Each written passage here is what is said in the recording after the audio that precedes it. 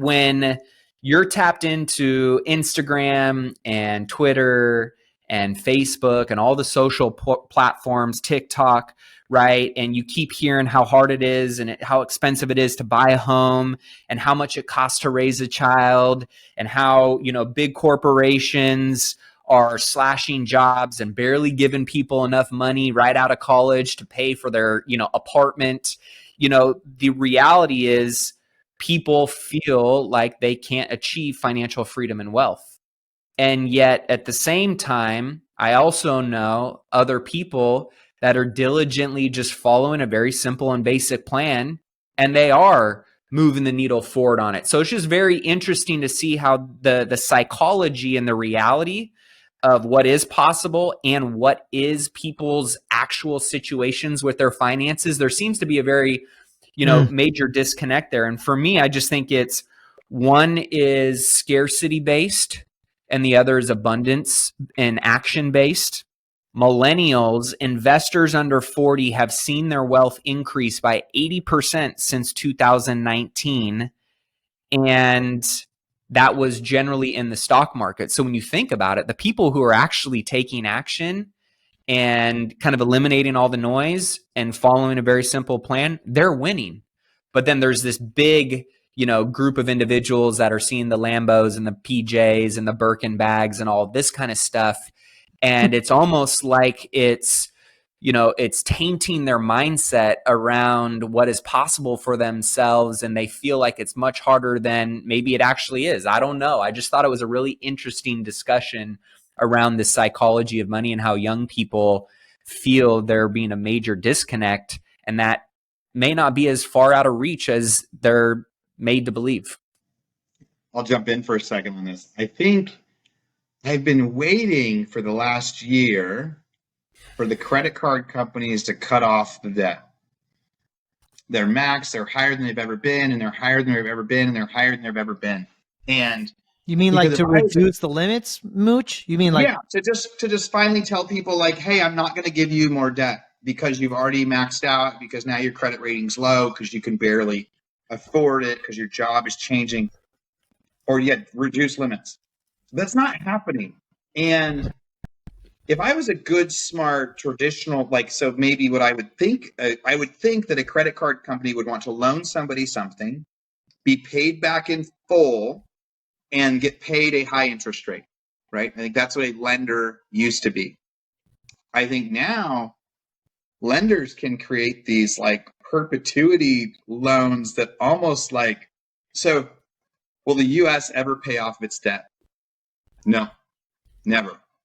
They will pay an interest rate for a long time. But why doesn't anyone care if they're ever going to get paid off? And then loans, house loans, were almost the same. And now, and this is, I hope this is this makes a lot of sense. Is credit card loans like the new student loan, where they actually are going to keep raising limits? They will keep raising rates. They will know that these people will never pay them off, but there's so much extra big money in the world that they can actually resell them as an annuity. Hey, this kid owes us $20,000, but he's never going to pay it off. So do you want to buy it for 18 and now you'll get $800 for the rest of their life? Okay. So I'm wondering, I guess it's more of a theory and an analysis of wait, a year ago, if they were trying to get paid back, they would have cut off people's credit limits because they weren't earning anymore, because the extra money weren't there. But instead what I see is people with record credit card debt getting approved to buy new cars still, mind you, at really high rates. They are now paying on their cars and their credit cards half of their income, and they're not getting cut off. So I think now people are maxing out credit, and for the most part, a new card will come step in, or they will increase the credit people have. And that's not how it was done in the 80s and 90s with credit. And yeah, it's mostly a theory, but I think it's interesting. Well, no, I don't think you're wrong. I think we go back to some of the demographical changes we're talking about right now. Maddie, you finished off the last week's episode in such a beautiful, Maddie, way about good times create strong men create bad times, or whatever it was, your circle. But this, and I got to give some shout out to Tim here in the chat. He's talking about how Gen Z hasn't been taught how credit cards work unless their parents taught them. And I think if we talk about trends, you have a generation of people that never touched money, touched physical currency. And so money is just this number that their screen tells them exists or doesn't.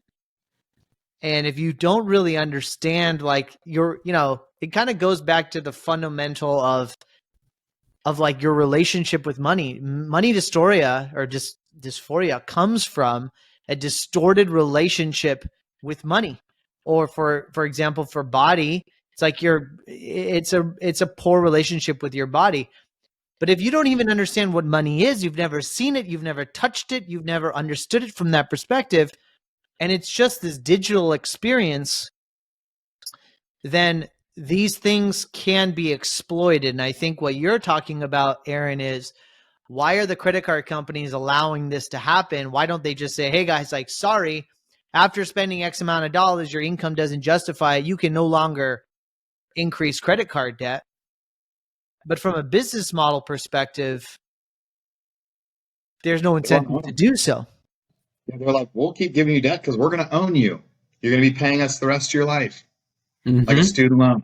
Hey guys, if you enjoyed this snippet and want to catch the full episode, head over to our YouTube channel, The King's Table Podcast. The link is right down in the description below.